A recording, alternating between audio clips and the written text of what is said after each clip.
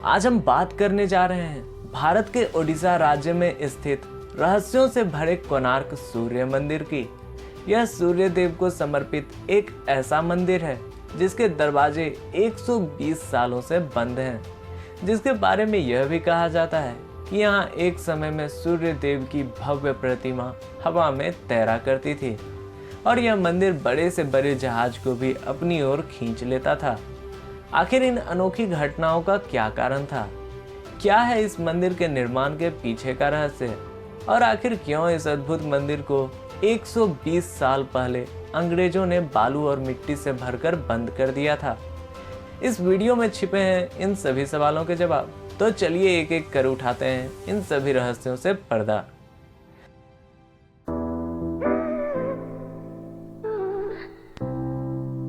सबसे पहले बात करते हैं इस मंदिर के निर्माण के बारे में, जिसे लेकर दो कहानियां सामने आती हैं। पहली कहानी हिंदू धार्मिक ग्रंथ सांब पुराण पर आधारित है। इसके अनुसार कहा जाता है कि एक बार श्री कृष्ण ने अपने पुत्र सांब को आवेश में आकर श्राप दे दिया, जिसके कारण वे कोढ़ी हो गए। लेकिन सूर्य देव सभी रोगों के नाशक हैं, इसलिए सांब ने कोणार्क में 12 सालों तक कठोर तपस्या की, जिससे सूर्यदेव प्रसन्न हो गए और सूर्यदेव ने सांब के सभी रोगों को नष्ट कर दिया। जिसके बाद सांब ने कोणार्क सूर्य मंदिर की स्थापना कराई। सांब पुराण में सूर्यदेव की मूर्ति का भी वर्णन है। ऐसा कहा जाता है कि यह मूर्ति स्वयं श्री विश्वकर्मा के द्वारा बनाई गई है और इसका निर्माण सूर्यदेव के ही एक अंश को लेकर किया गया है। वहीं मंदिर निर्माण से जुड़ी दूसरी कहानी यह है कि इस मंदिर का निर्माण 13वीं शताब्दी में गंग वंश के राजा नरसिंह देव प्रथम ने कराया था। इसके निर्माण में कुल 1200 मजदूर लगे थे और मंदिर को बनाने में लगभग 12 सालों का समय लग गया था। यह मंदिर भारत के सबसे प्रसिद्ध तीर्थ स्थलों में से एक है, जिसे देखने देश दुनिया से हर साल लाखों लोग आया करते हैं। इसे सन 1984 में यूनेस्को द्वारा विश्व धरोहर स्थल घोषित कर दिया गया।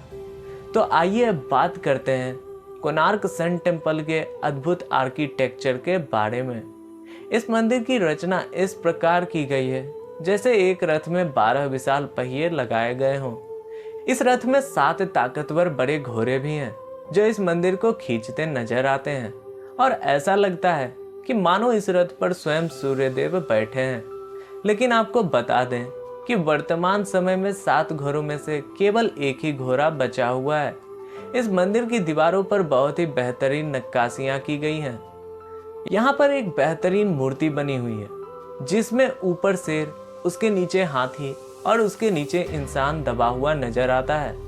क्या आप इस मूर्ति के पीछे का संदेश जानते हैं?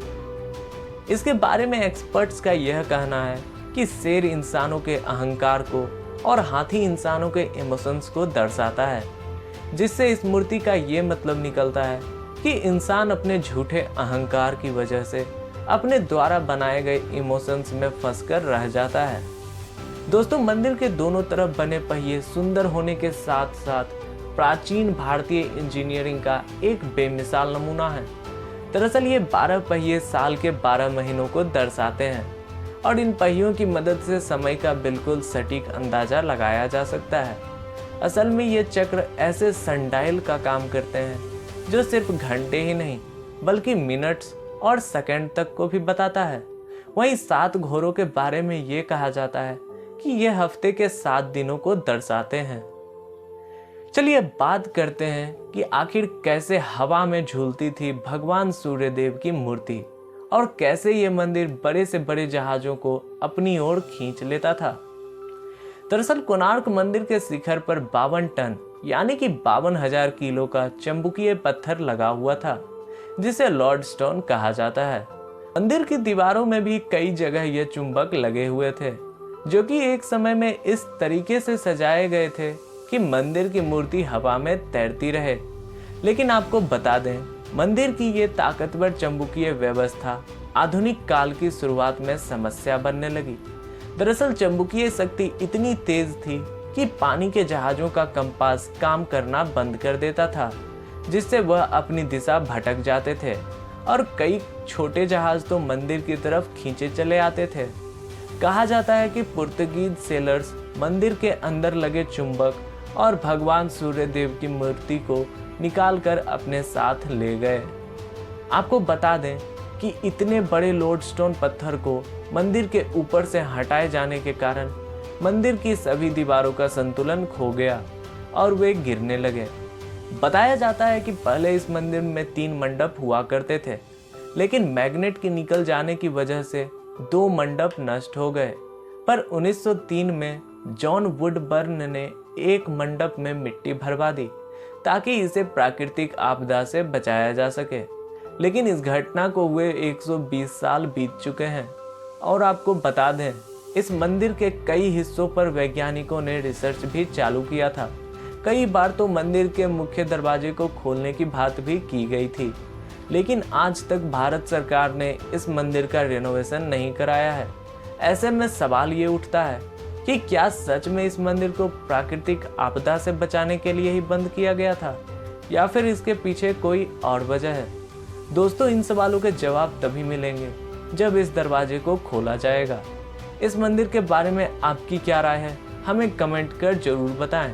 और अगर आपको हमारी मेहनत पसंद आई हो तो दुनिया देखी चैनल को जरूर लाइक, शेयर और सब्सक्राइब करें। तो इस वीडियो में इतना ही, फिर मिलते हैं किसी नए वीडियो में।